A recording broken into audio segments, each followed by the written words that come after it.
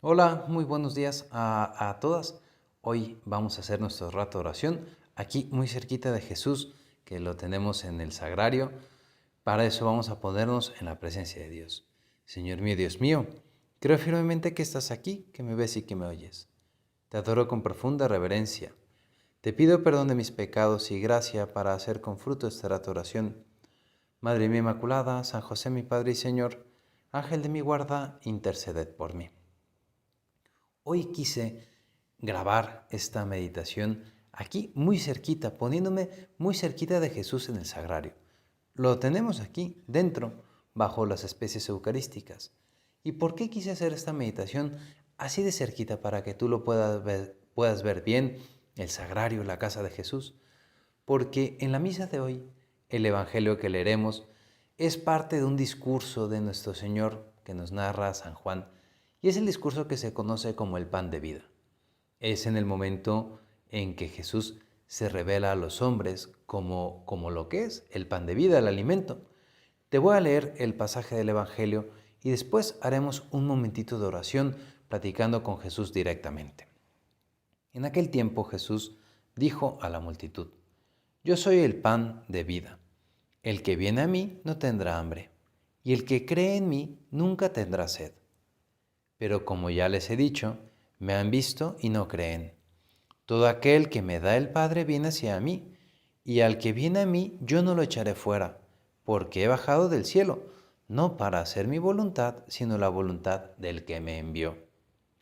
Y la voluntad del que me envió es que yo no pierda nada de lo que Él me ha dado, sino que lo resucite en el último día.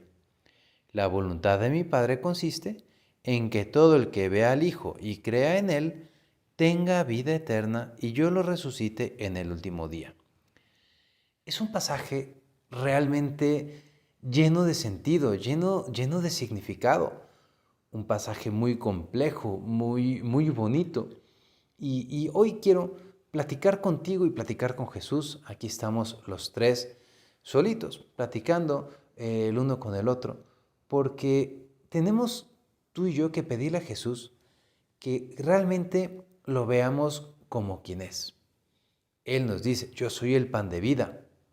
Yo les doy la vida. Quien come mi carne y bebe mi sangre, no morirá. Y aquel que come mi sangre, aquel que cree que yo soy el Hijo de Dios, yo lo resucitaré el último día.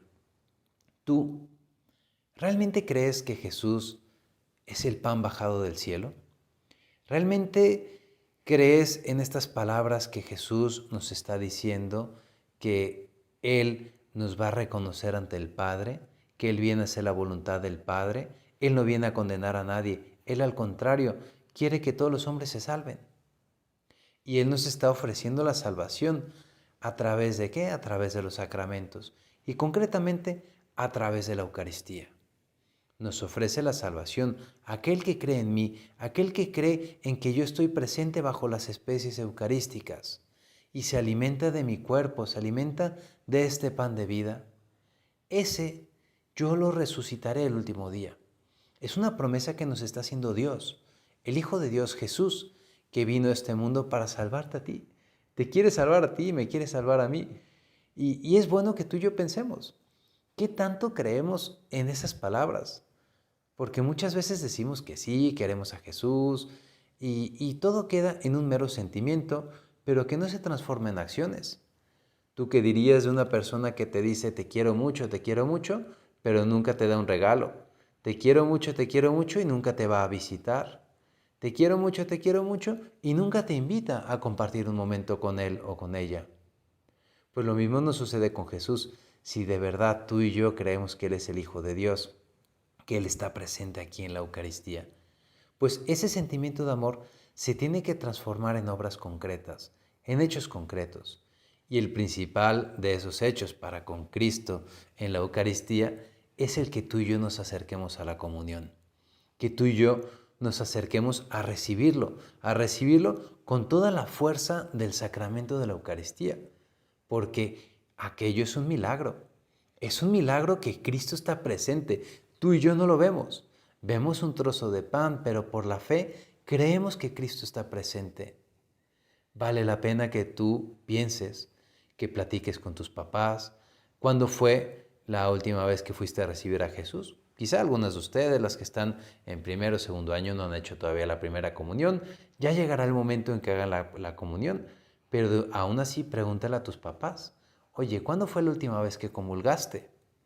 Porque puede darse el caso que por esta situación de la pandemia que estamos viviendo, hayan pasado ya muchos meses sin que hayas ido a la iglesia, sin que hayas podido recibir a Jesús.